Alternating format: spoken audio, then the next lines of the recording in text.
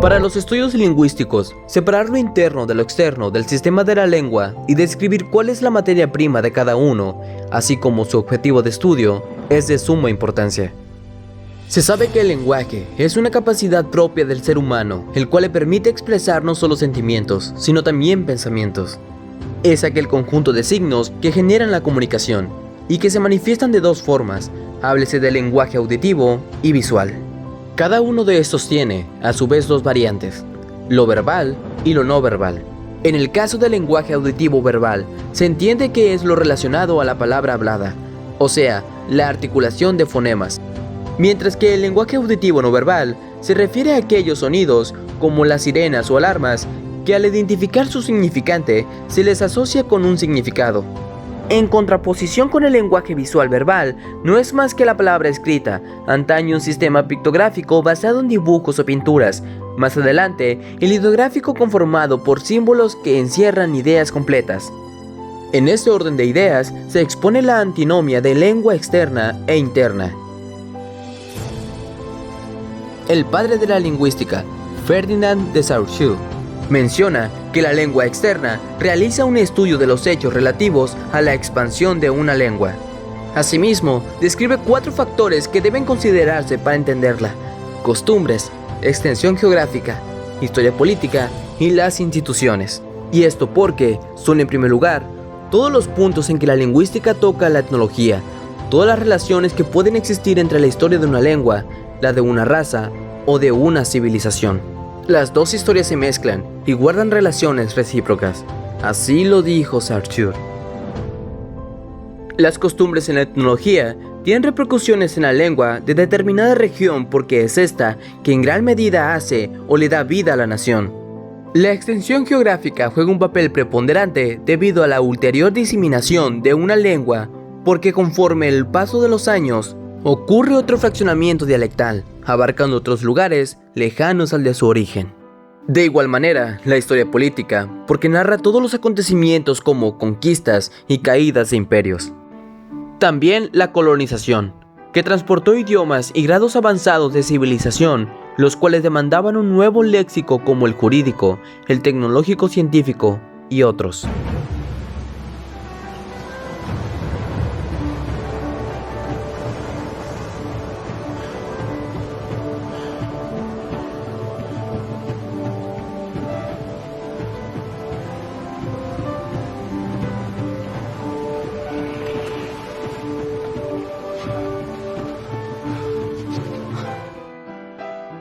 Y por último, la conexión de la lengua con instituciones sociales que conforman el principio de la realidad del ser humano, ya que están íntimamente ligadas con el desarrollo de una lengua. Por ejemplo, la escuela, la iglesia, el deporte, entre otros. Ahora bien, a la lingüística interna se le adjudica el estudio del sistema intrínseco y sus reglas, la cual entra en el plano de la función gramatical. Cabe destacar que el prototipo de nuestro sistema fonético es el alfabeto griego que se desarrolló alrededor del siglo IX a.C. a partir del alfabeto consonántico fenicio, en donde a cada consonante correspondía un símbolo en específico. En una lectura relacionada a la física cuántica, comprendía que todo se transmite vía pulso, utilizando o no un medio material.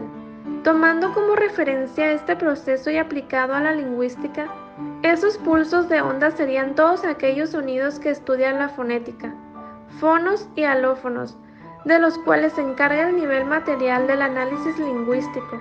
En este sentido, nuestro pulso sería la emisión de sonidos, pero para que esto ocurra, se necesita de un código, es decir, un idioma porque encierra morfemas, fonemas, gramemas, monemas, entre otros.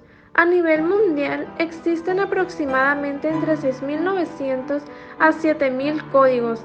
Sin embargo, el pulso es el mismo. Lo único que varía es cómo se codifican.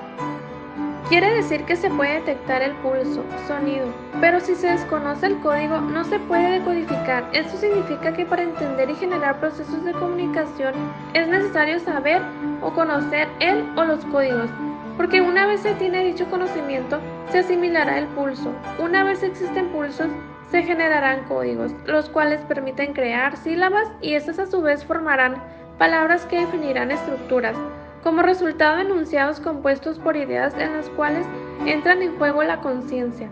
Es por eso que la lingüística interna no admite una disposición cualquiera. La lengua es un sistema que no conoce más que su orden propio y peculiar. De Saussure, 1945-50, más adelante surgen planteamientos relacionados a la clasificación de los códigos, como los propuestos por Guiraud, 1971, lingüísticos, paralingüísticos y extralingüísticos, y cada uno de estos con su propia categorización. El lenguaje humano realiza una actividad lingüística en donde la dicotomía de la lengua interna y lengua externa no es más que uno de los engranajes de esta actividad, que por sí sola carecería de operatividad y utilidad, dado que en última instancia no es más que el puente entre la cognición con la expresión material de ésta, que permiten los órganos de articulación.